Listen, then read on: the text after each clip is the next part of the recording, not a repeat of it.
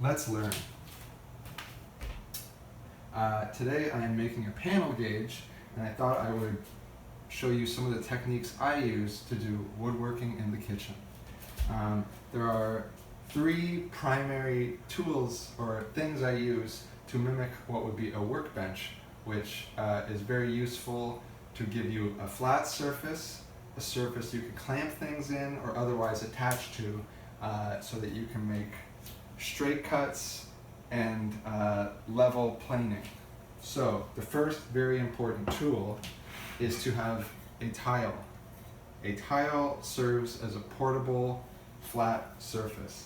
It's useful for a number of reasons. As a flat surface, it gives you something you can reference off without any measure of a doubt to see if you're square or not. I don't know if my counter is level. I don't know if my table is level, but I know that this here tile is level.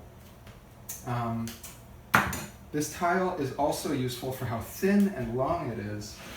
It serves as a stop, and the stop is another tool that is useful that I'll come back to. The next very important tool is something that's called a bench hook. And a bench hook is also used in standard woodworking, not just kitchen woodworking. And it is a tool like this that has a long board with two square pieces of wood attached to the top and bottom. So it makes kind of a Z pattern. And what this allows you to do is put force in one direction and catch the wood in another direction. So without any clamping, as long as I have a surface with an edge, I'm able to use my body weight to create a stable surface for sawing, chiseling, or even shooting the ends of a board square. So we have a tile, we have a bench hook, and the last item is something I will call stops. And stops are very versatile and are just a way of creating a stop that is shorter than the piece of wood that you're working on. So for example, if I wanted to plane this piece of wood, as you can see, for me to plane the wood, I need it to be against something. Normally I would clamp it in a bench, or I would use dogs on a bench, but with a stop that's shorter than the piece of wood, it allows you to bear the stop against something, and it provides you a surface against which, with no clamping and no fastening, you get a very stable surface that, again, with your body weight, you can work the wood. You get good full-length shavings off of that. It's very good. So let's go back to the tile. Well, that's another way that you can use a tile, is as a stop, as we discussed. The tile is also useful when you are going to be using your bench hook for as a shooting board. So you use a shooting board when you need to square up a corner nice on a piece of wood. So how about I'll make a corner first and then we can shoot it, which will show us the other use of the bench hook, which is just for sawing. So I have a line here that I'm going to cut.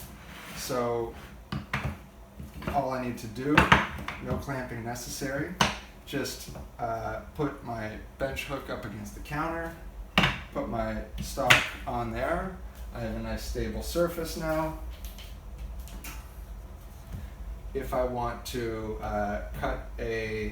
make a cross cut here, no clamping, no vise, just the bench hook.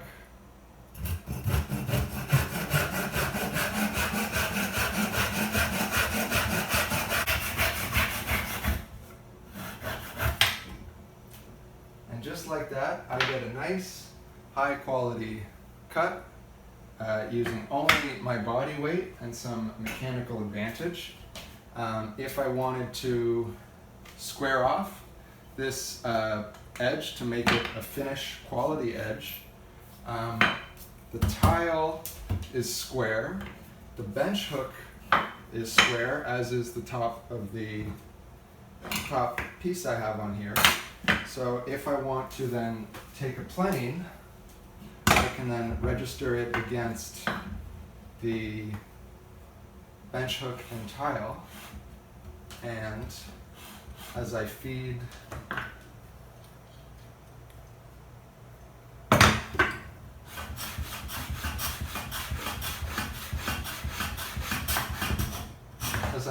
my board into, as you can see, I'm getting a nice surface there.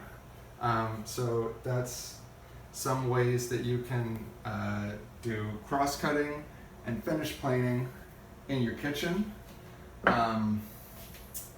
Maybe some other useful ways to use stops.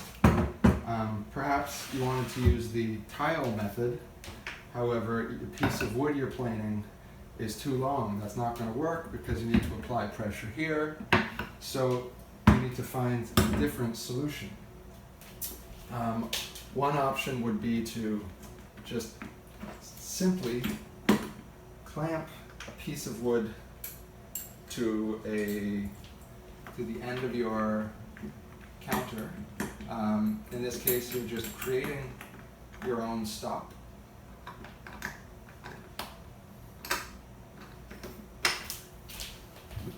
And what this does is it creates a surface against which you can apply sufficient pressure to plane your board. One option. If this piece of wood is higher than your board, what you can do is place another shorter piece of wood in between them so you create the clearance necessary for your plane edge to oversail.